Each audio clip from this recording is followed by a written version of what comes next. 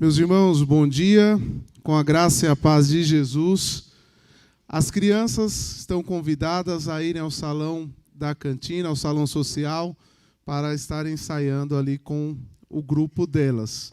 Meus irmãos, dando continuidade à série de mensagens pregada no Evangelho de Marcos, pelos pastores e os seminaristas aqui da igreja, eu quero falar com vocês hoje sobre o pecado do orgulho. E por isso eu quero te convidar a abrir a palavra de Deus no Evangelho de Marcos, capítulo 10, do versículo 35 ao versículo 45. Marcos 10, do 35 ao 45. Diz assim a palavra de Deus: Então se aproximaram dele Tiago e João, filhos de Zebedeu, dizendo: Mestre, queremos que o Senhor nos conceda o que vamos pedir. E Jesus lhes perguntou: O que querem que eu lhe faça? Eles responderam: Permite-nos que na sua glória nos assentemos, uma à sua direita e outra à sua esquerda. Mas Jesus disse: Vocês não sabem o que estão pedindo. Será que podem beber o cálice que eu bebo ou receber o batismo que eu sou batizado? Eles responderam: Podemos. Então Jesus lhes disse: Vocês beberão o cálice que eu bebo e receberão o batismo com que eu sou batizado. Quanto a sentar à minha direita ou à minha esquerda, não me compete concedê-lo, pois é para aqueles que está preparado. Quando os outros 10 discípulos ouviram isso, começaram a ficar indignados com Tiago e João. Mas Jesus, chamando todos para junto de si, disse: Vocês sabem que os que são considerados governadores dos povos os dominam, e os que são seus maiores exercem autoridade sobre eles. Mas entre vocês não é assim. Pelo contrário, quem quiser tornar-se grande entre vocês, que se coloque a serviço dos outros. Quem quiser ser o primeiro entre vocês, que seja servo de todos. Pois o próprio Filho do Homem não veio para ser servido, mas para servir e dar sua vida em resgate de muitos. Senhor nosso Deus, nosso Pai, nós te agradecemos mais uma vez por essa oportunidade que temos de aprendermos mais da Tua palavra, Senhor. Eu venho te pedir, Senhor, que o Senhor venha abrir os nossos corações, venha nos dar entendimento da Tua palavra, para que, acima de tudo, nós a venhamos colocar em prática, Senhor. Eu te peço, Senhor, que o Senhor perdoe os meus pecados, tenha misericórdia da minha vida. Ajude-me, Senhor, na exposição da Tua palavra, Senhor. Que eu venha diminuir para que o Senhor cresça, Senhor. Tenha misericórdia, ó Deus. Abre os nossos corações. É isso que eu te peço e te agradeço no nome de Jesus. Amém. Como falei inicialmente, eu quero falar hoje com vocês sobre o pecado do orgulho. E nós vivemos hoje em um mundo que cada vez mais insiste no pecado do orgulho. Claro que isso acontece desde a criação do mundo, desde os primeiros habitantes da terra que quiseram ser como Deus. Infelizmente, cada vez mais os crentes têm caído nesse pecado. Às vezes, pela falta de ensino nos púlpitos das igrejas brasileiras, que pregam cada vez mais um evangelho centrado no homem. E se prega um evangelho centrado no homem, falar do orgulho fere o homem em si. Então, cada vez mais se tem pregado esse evangelho centrado no homem. Às vezes, pela falta de ensino na doutrina da depravação total. Doutrina que ensina que o homem sem Deus é totalmente mau e escravo do pecado. Enfim, são várias as causas. Às vezes os cristãos eles cometem esse pecado sem saber. Entretanto, esse pecado precisa ser combatido como qualquer um outro pecado. Provavelmente você que esteja sentado aí, hoje, luta contra o orgulho. Na verdade, não há quem não lute contra o orgulho. Mas o que é orgulho? Orgulho é uma atitude de autoexaltação. É um conceito de superioridade. Alguém orgulhoso é alguém que se acha de fato superior. É aquele que pensa ser mais do que é.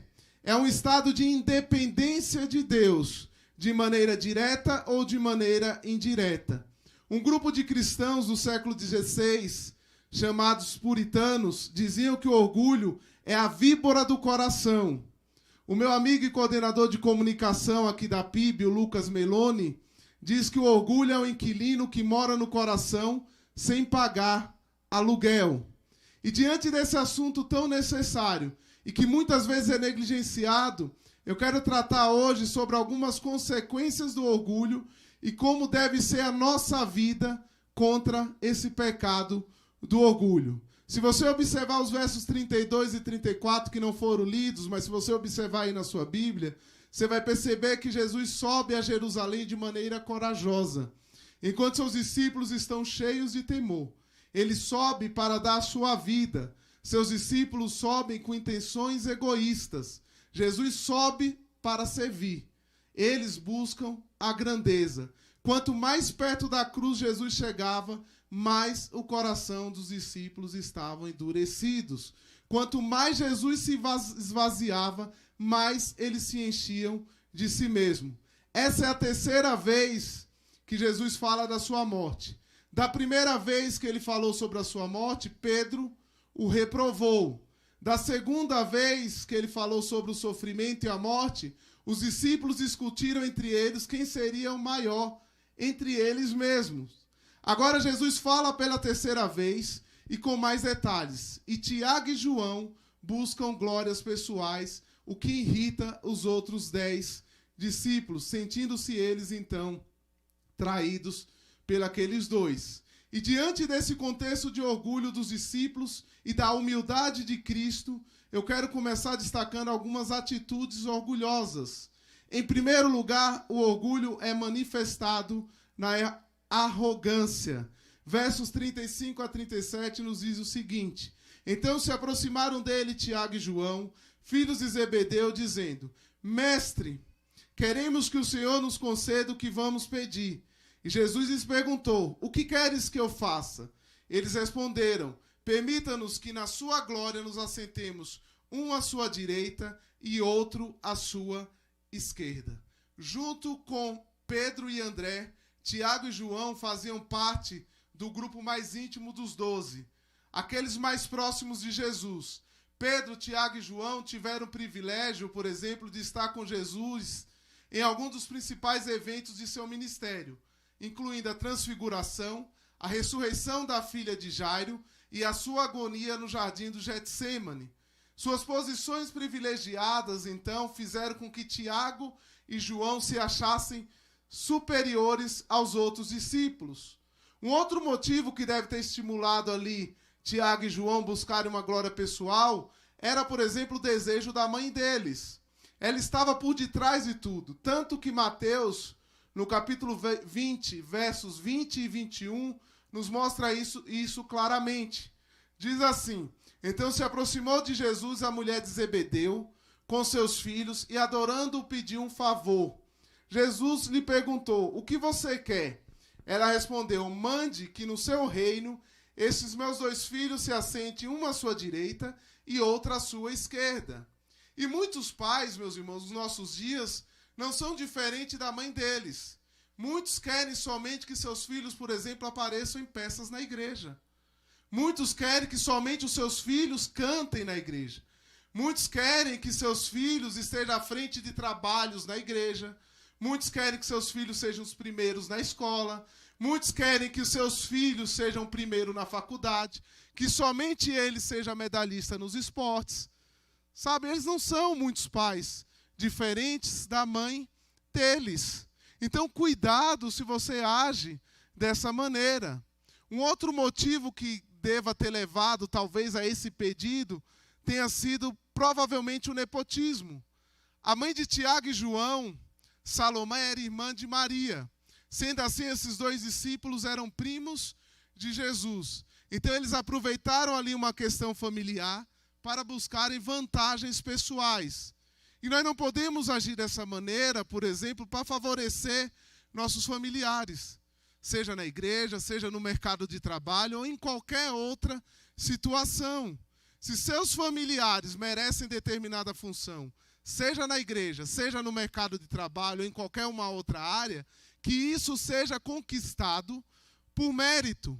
Então, no contexto aqui, parece que Salomé estava tentando se beneficiar por causa do seu grau de parentesco. Um outro motivo, provavelmente, poderia estar ligado ao fato deles verem Cristo como um rei terreno e eles como seus ministros de Estado. Então, Tiago e João não queriam apenas tronos, mas eles queriam lugares especiais no trono. Isso é um grande perigo, muitas vezes, para nós cristãos. Porque pelo fato de nós sermos cristãos, nós podemos achar que merecemos mais que os outros. E até muitas vezes questionamos a Deus. Por que o ímpio tem determinada coisa e por que eu, que sou filho de Deus, não tenho aquela casa, talvez não tenho aquele carro do ano, não tenho aquela promoção na empresa? Por quê? Às vezes nós achamos que nós devemos ser rei aqui nessa terra ainda. Esse é um grande perigo, e Jesus sempre corrigiu isso nos evangelhos. Jesus sempre ensinou aqueles discípulos que o reino de Deus não era de caráter político, mas era de caráter espiritual. Eles não imaginavam que dentro de pouco tempo, 2 bandidos que iriam ocupar um lugar à direita e um lugar à esquerda da cruz de Cristo. Eles pareciam crianças tentando manipular os pais. Eles pediam ao Senhor que lhe concedesse o seu pedido antes mesmo de dizer qual era o pedido. É claro que Jesus se recusou a conceder o que eles procuravam. Em vez disso, Jesus diz: o que querem que eu lhes faça? Então, ecoando aqui o pedido inicial da sua mãe, eles dizem: permite-me que na sua glória nos assentemos uma à sua direita e outra à sua esquerda. Então, esse pedido orgulhoso mostrou que, por todo o tempo que eles tinham andado com Jesus, eles não tinham aprendido de fato o que era a humildade, mesmo vendo a própria pessoa em humildade que era Cristo, o modelo perfeito de humildade. Eles foram manipuladores. Eles se acharam superiores aos demais. E isso nos faz nos levar a algumas reflexões. Como nós temos agido diante das situações? Será que você se acha o melhor cristão do que o outro? Será que você não se acha melhor do que o seu colega de trabalho? Às vezes achando que você merece tal promoção e o seu colega de trabalho não? Será que você que está sentado aí não se acha melhor do que o irmão que está sentado ao seu lado? Então, cuidado com os seus pensamentos. Cuidado com as suas ações. Porque o orgulho, ele é silencioso. De repente, nós estamos agindo de maneira orgulhosa e nós não estamos percebendo. Porém, é pecado. E Deus odeia o orgulho. Deus odeia uma atitude orgulhosa. Em segundo lugar, meus irmãos, o orgulho é manifestado na arrogância. Os versos 38 e 40 vai nos dizer isso. Mas Jesus lhes disse: vocês não sabem o que estão pedindo. Será que podem beber o cálice que eu bebo ou receber o batismo com quem eu sou batizado? Eles responderam: podemos. Então Jesus lhes disse: vocês beberão o cálice que eu bebo e receberão o batismo que eu sou batizado. Quanto a sentar à minha direita ou à minha esquerda, não me compete concedê-lo, pois é para aqueles a quem está preparado. Tanto o pedido quanto a justificativa dos discípulos foram sem discernimento espiritual. Jesus lhes perguntou: será que vocês podem beber o cálice que eu bebo ou receber o batismo com que eu sou batizado? Aqui eles mostraram o mesmo excesso de confiança que Pedro, que antes tinha falado que não negaria Jesus. E a gente sabe o que Pedro vai fazer mais à frente. Tanto que Tiago e João insistem: podemos. Jesus estava indo, meus irmãos, para a cruz, não para o trono. Beber o cálice significa experimentar o sofrimento da ira de Deus. Eles estavam pedindo uma coisa e pensando em receber outra.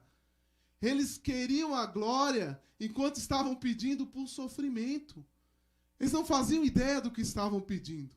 Receber o batismo é uma expressão sinônima de sofrimento aqui nesse contexto. E Jesus experimentou ambos com 2 experiências inseparáveis. Jesus foi esmagado pela agonia e pelo sofrimento. Jesus passou por uma morte humilhante, como de um substituto de pecados. Esse foi o seu cálice. Esse foi o seu batismo, do qual ninguém poderia compartilhar. Lembrando que esse sofrimento de Cristo foi substitutivo. Ele foi único.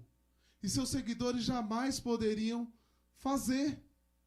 Mas em certa medida nós vamos ver que eles beberam do seu cálice.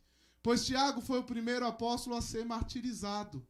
João, o último a morrer, depois de ser deportado para a ilha de Patmos pelo imperador Domiciano. E esse texto nos faz refletir em algumas questões em relação ao que foi dito. Será que nós não temos agido, talvez, com arrogância em algumas situações familiares, no nosso próprio ministério, no nosso próprio casamento? Pense nisso. Então, o orgulho, ele é manifestado muitas vezes na arrogância. O orgulho, ele também é manifestado numa competição desleais. Então, todas essas ações geraram consequências. O verso 41 vai nos dizer: quando os outros 10 discípulos ouviram isso, começaram a ficar indignados com Tiago e João. Então, o egoísmo de Tiago e João gerou indignação nos outros discípulos. Eles se indignaram não pelo pecado dos dois, mas por acharem que eles os haviam traído. Porém, eles aspiravam às mesmas coisas que os outros dois. Eles tinham os mesmos desejos de ambição. Então a atitude espiritual dos 10 não era diferente das atitudes daqueles dois. E como é fácil, muitas vezes, nós condenarmos o outro e acharmos desculpa em nós mesmos. Nós somos assim, muitas vezes. Sabe, meus irmãos, um dos grandes problemas da igreja é que muitos só pensam no seu próprio ministério. Às vezes disputam para ver quem faz o melhor trabalho na igreja, de maneira muitas vezes competitiva, muitas vezes não abrindo mão do seu ministério para que um outro trabalhe. Esse é um dos grandes problemas da igreja de um modo geral. Eu venho de uma igreja que eu escutava que o grupo mais importante da igreja era o grupo das irmãs, era o grupo das senhoras, chamado às vezes de coluna da igreja. Sabe? Eu já vi frase do tipo de que o ministério infantil é o ministério mais importante da igreja. Eu já vi frase de que os jovens são os mais importantes da igreja, porque sem jovens não existe igreja. Eu já vi frase de que se tal pastor não tiver em determinada igreja, o ministério não anda. Se eu não tiver naquele ministério, aquele ministério não vai andar. Tudo isso é pecado. Tudo isso é orgulho. Tudo isso é prepotência. Esse é um perigo que nós passamos. Nós que estamos envolvidos com o ministério. E aí eu te faço uma pergunta. A obra missionária, ela acabou após a morte do maior missionário da história, que foi o apóstolo Paulo? Ela acabou após a morte de Paulo? A igreja acabou após a morte de Cristo? Ou após a morte, por exemplo, de Pedro e dos outros apóstolos? A obra missionária não acabou por causa de Paulo, meus irmãos.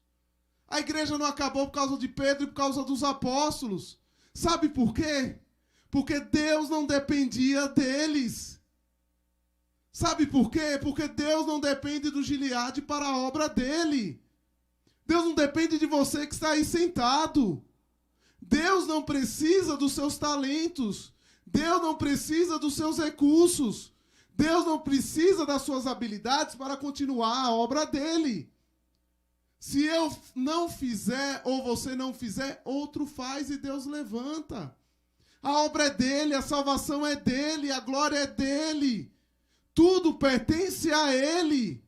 Nós somos apenas instrumentos na mão dele. Entretanto, Deus quer que eu e você sejamos humildes e dependentes deles, cheios do Espírito Santo, para que ele nos use da maneira que ele quer. E mesmo ele não dependendo de nós para nada, ele nos dá o privilégio de fazermos parte da obra dele aqui na terra. Às vezes eu fico em casa pensando na minha própria vida. Eu falo, meu Deus, Por que eu no ministério? Um sujeito tão pecador, tão falho, tão incapaz, sem condições de realizar a obra dele. Por quê? Um sujeito que luta muitas vezes contra esse próprio pecado que eu estou pregando para vocês hoje, que é o pecado do orgulho. Porque quando nós estamos no ministério, nós temos um conhecimento a mais, alguma coisa, e nós procuramos aprender cada vez mais, é muito perigoso que nós nos achemos, muitas vezes, autossuficientes, por conhecer da Bíblia, da teologia, etc. e tal. Eu me pergunto, porém ele chama pecadores como eu e você para pregar o Evangelho. Ele nos dá condições financeiras para sustentar a obra missionária. Ele nos capacita com dons espirituais para serviço da igreja. Não porque eu e você temos condições, mas porque Ele é Deus. Isso é gratificante, Ele nos dá o privilégio de participar de uma obra que é toda dEle. E que não tem nada da gente, das nossas qualidades, das nossas condições financeiras, dos nossos talentos. E isso é maravilhoso, meus irmãos. Porque nós estamos participando de algo que é incrível. De um Deus que chama pecadores para a sua obra.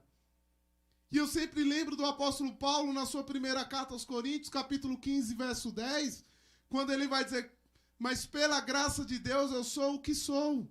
E a sua graça que me foi concedida não se tornou vã. Pelo contrário, trabalhei muito mais do que todos eles. Todavia não eu, mas a graça de Deus comigo. A nossa vida, o nosso ministério é graça. Graça e mais graça. Porque nós somos pecadores. E se não fosse Deus em nossas vidas, eu não sei o que seria dos nossos ministérios e dos nossos trabalhos. Além do ministério, por exemplo, você pode ser orgulhoso no casamento.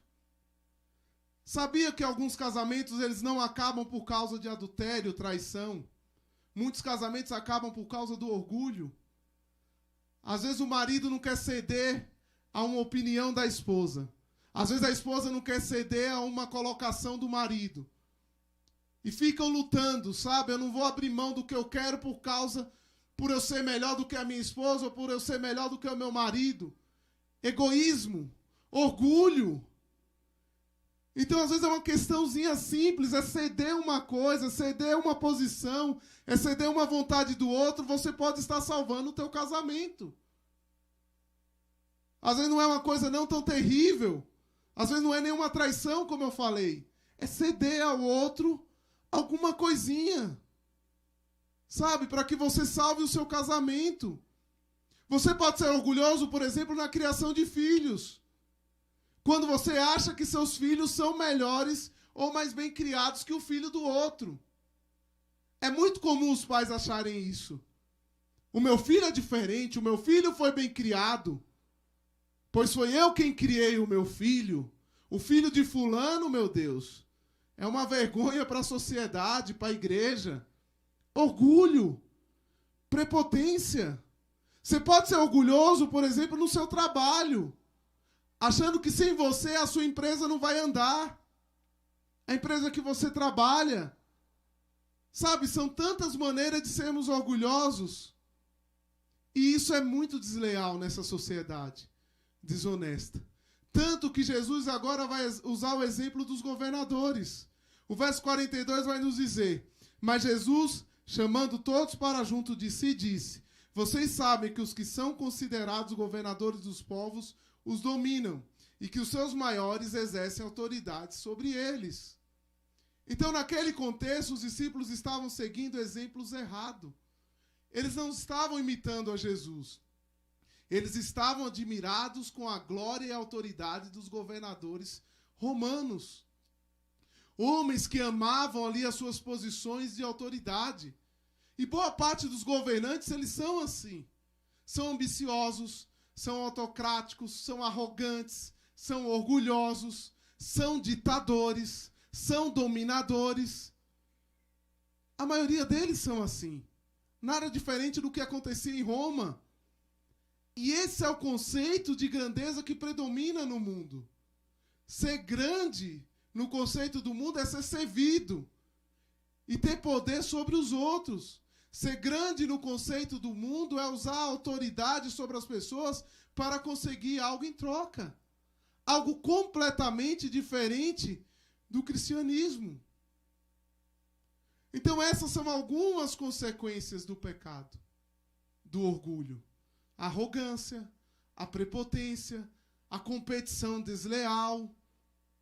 São algumas consequências do pecado, do orgulho. Nós poderíamos passar aqui o domingo inteiro falando desse pecado, porque ele é o mal de todos os outros pecados. Tudo inicia-se com o orgulho. Desde a criação foi assim. Só que, em último lugar, eu quero falar com vocês agora sobre o exemplo de Cristo. O exemplo de humildade e não de orgulho. Os versos 43 e 44 vai nos dizer: mas entre vocês não é assim. Pelo contrário, quem quiser tornar-se grande entre vocês, que se coloque a serviço dos outros.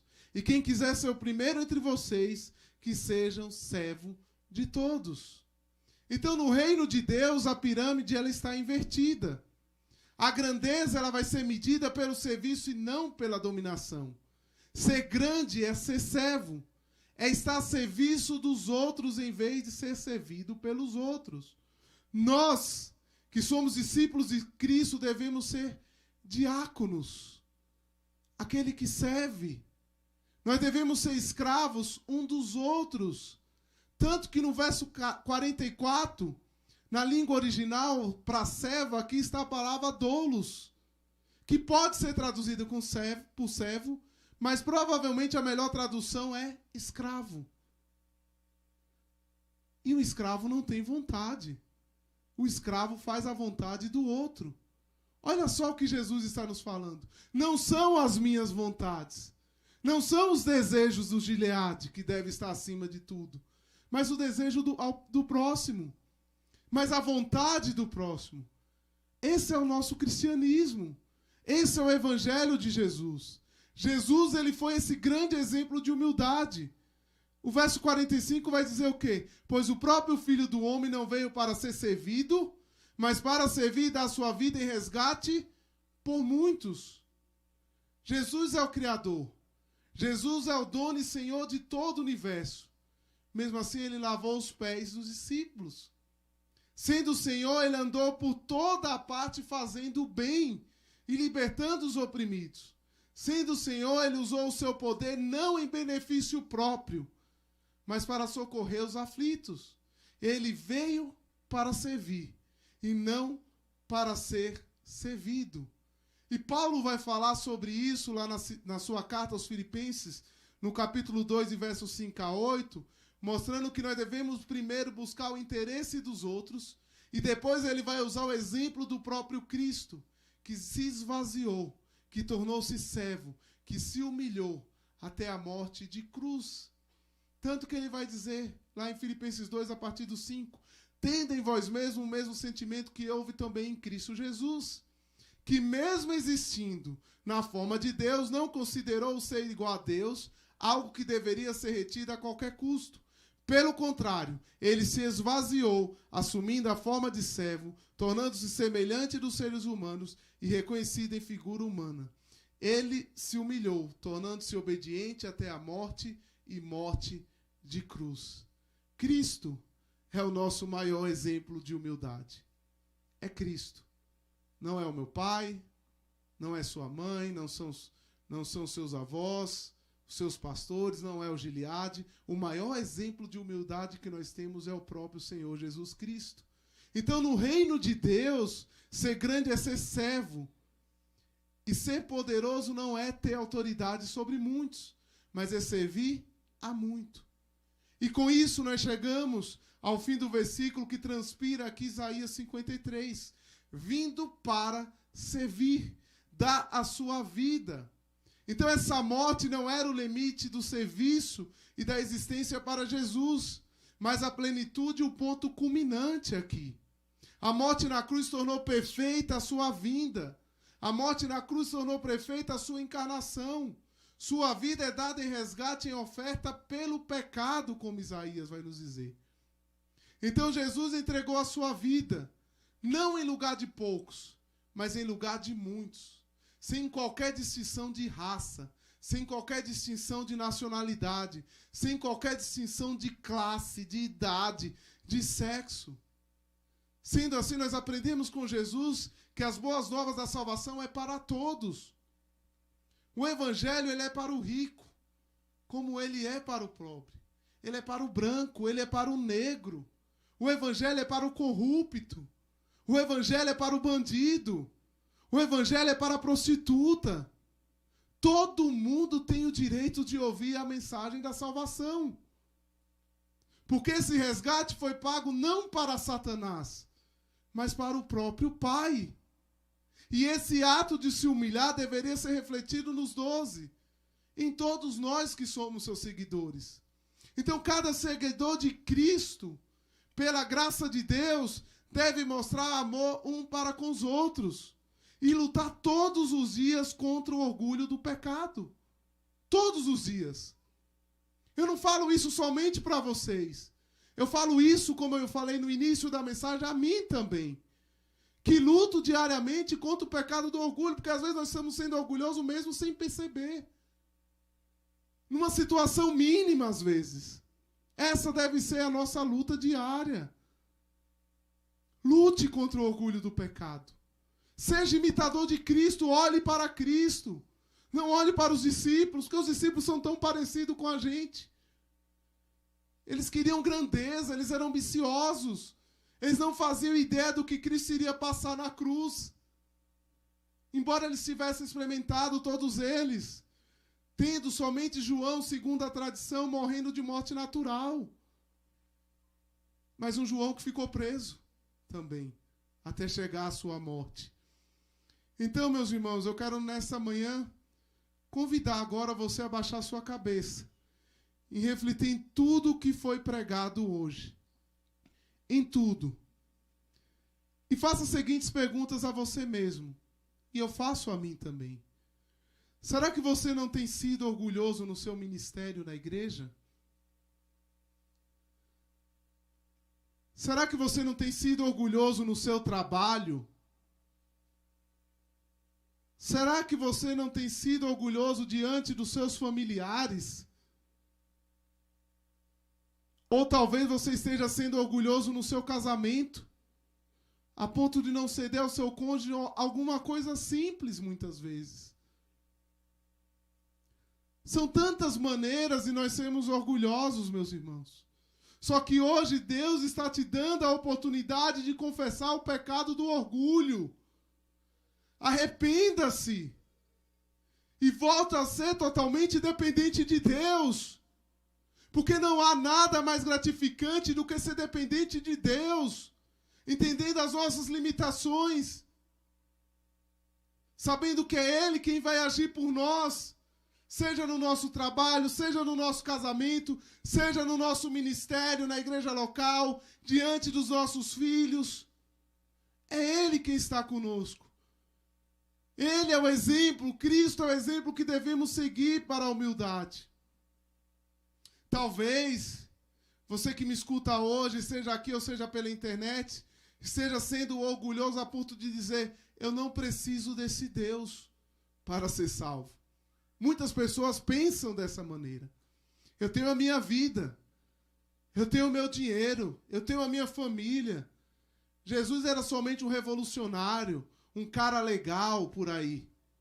Esse era Jesus, então eu não preciso dessa salvação. Eu não preciso ser crente. Eu não quero ser como esse povo. Porém, meus irmãos, meu amigo, saiba de uma coisa. Se você pensa assim, o seu orgulho está te levando para o inferno. Então arrependa-se e receba a Cristo como seu único e suficiente Salvador. Porque sem Cristo você não é nada. Você é totalmente dependente dele. E sem ele, o seu orgulho vai te levar para o inferno. Então, creia em Jesus. Dependa dele. Reconheça que você é pecador. Que você é dependente desse Cristo. E receba dele a vida eterna. São tantos os orgulhos em nossos corações, mas que Deus nos ajude a sermos humildes como Cristo. Cada um sabe no que tem lutado. E se você ainda não sabe no que você está sendo orgulhoso, peça a Deus em oração para que Ele te mostre, para que o Espírito Santo te incomode. Eu quero orar com vocês. Senhor nosso Deus, Senhor nosso Pai, obrigado, ó Deus, pelo Teu Filho Jesus. Obrigado porque o dia o Senhor o enviou para morrer naquela cruz em favor dos nossos pecados. Ele que se humilhou, Ele que se esvaziou de si mesmo, Ele que abriu mão de toda a sua glória para estar aqui em nosso meio, Ele que se encarnou, Deus que se fez homem, esteve aqui em nosso meio, Senhor, morrendo pelos nossos pecados, mas que ressuscitou ao terceiro dia e que vivo está, ó Deus. Nos ajuda, Senhor, nas nossas limitações. Nos ajuda, Senhor. Muitas vezes somos tão orgulhosos. Somos tão prepotentes, ó Deus. Nos achamos muitas vezes superiores aos demais. Mas que o Senhor venha quebrar o nosso orgulho. Que o Senhor venha ter misericórdia, Senhor, de cada irmão que aqui confessou esse pecado. Que o Senhor venha ter misericórdia da minha própria vida, ó Deus.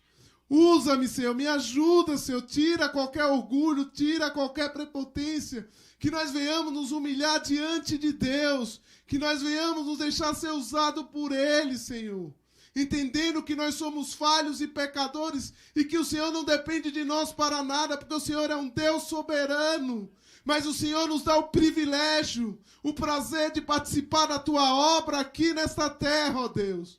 Que nós venhamos ser humildes, que nós venhamos fazer isso com gratidão, que nós venhamos pregar o Evangelho de Cristo a todos aqueles que estão morrendo no orgulho do pecado, a ponto de não confessar ao Senhor, que nós venhamos disponibilizar os nossos bens, os nossos recursos, Senhor, para a obra missionária, Senhor, para que pessoas sejam alcançadas através da pregação do Evangelho, ó Deus, pois o Senhor nos dá o recurso, o Senhor nos dá a condição.